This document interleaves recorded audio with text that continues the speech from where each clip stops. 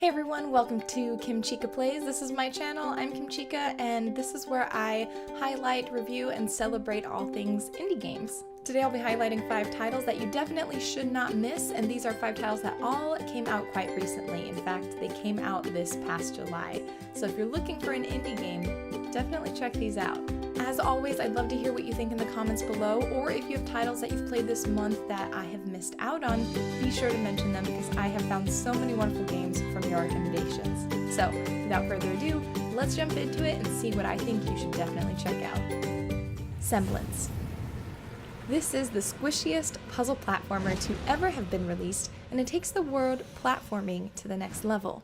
You're not just using the platforms based on how they currently exist in the world. In Semblance, you mold them to fit your goals. And what is your goal exactly? In this cute and cuddly world, there is a threat. Something is turning everything into cold, hard crystal, and by collecting spheres, you can restore the world to its original squishy state. This game encourages experimentation both with an easy reset puzzle system, which is immensely satisfying to watch as the environment bounces back into place, as well as making sure deaths don't reset the entire puzzle. It just puts your character back to the start of the screen.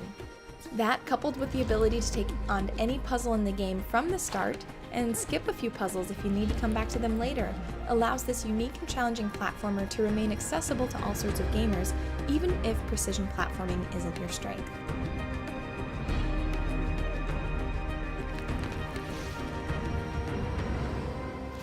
Camp W. Pack your bags because we're heading to summer camp.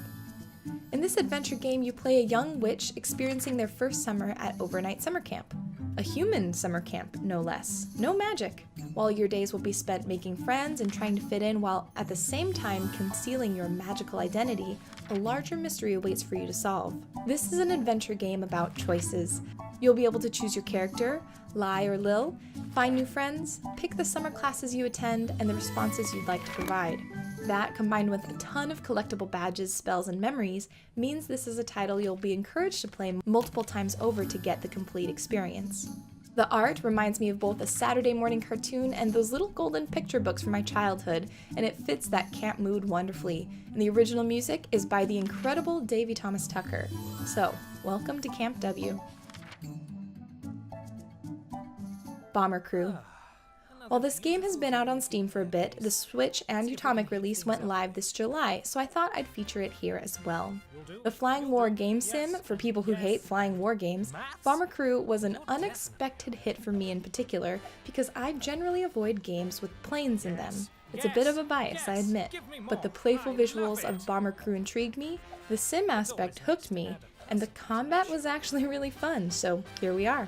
You start by recruiting 7 crew members, customizing your plane to your heart's delight, and getting ready to help in the war efforts by leading bombing raids or conducting supply drops. Gameplay quickly gets chaotic because each crew member must be managed manually, and when things on the plane start breaking down, the situations can spiral. Fortunately, while perfecting the balance of management and keeping an eye on combat can be steep, the controls are quite simple to learn. One tip: keep your crew alive. Not only because that's just good for morale, but death is permanent, and retraining new recruits can take time. Well, why don't you think of something to write on the side of the plane then, Gladys? It's not all up to me.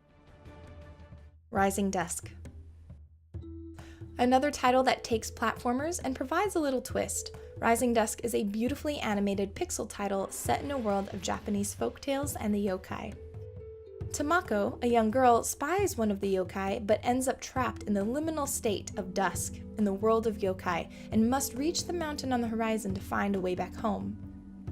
If you happen to pick up coins, you'll notice that certain platforms that you need to traverse will be affected according to the number on the platforms.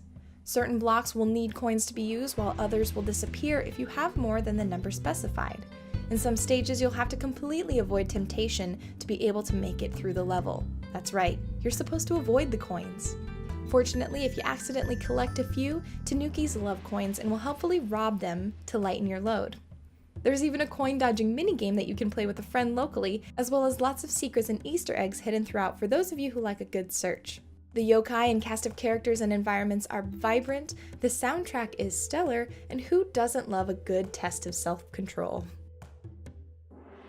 Pool Panic. In what the devs call the world's least realistic pool simulator, the eternal question of how could I play pool in places besides a standard pool table is finally answered. In this humorous, cartoony world, there are over 100 levels that you can try to sink that 8-ball in. Deserts, a jail, cities, suburban cities, carnivals, the woods, not to mention you'll have an incredible cast of characters you'll encounter. Who knew pool could have so much personality?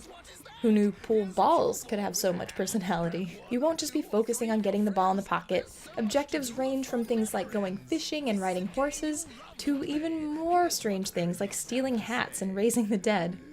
If you're a fan of pool, try this game out. If you're not a fan, well, this is the least realistic pool simulator, so maybe this has what you're looking for as well. And if you enjoyed this video, hit that like button, and if you enjoy finding out about indie games, be sure to hit that subscribe button, because again, this is the channel where I talk about all things indie. And if you happen to be a person who enjoys live streams, be sure to check out my personal stream at twitch.tv/Kimchica. I go live Monday through Thursday at 1 p.m. Pacific time, or just about 1 p.m. Pacific time. And if you love live streams a lot, be sure to check me out also on my work channel, which is twitch.tv/Utomic. Again, self-disclosure, I work for Utomic as one of my jobs there is as a host for the streams, so find me there on Monday and Wednesday at 11 a.m. Pacific time.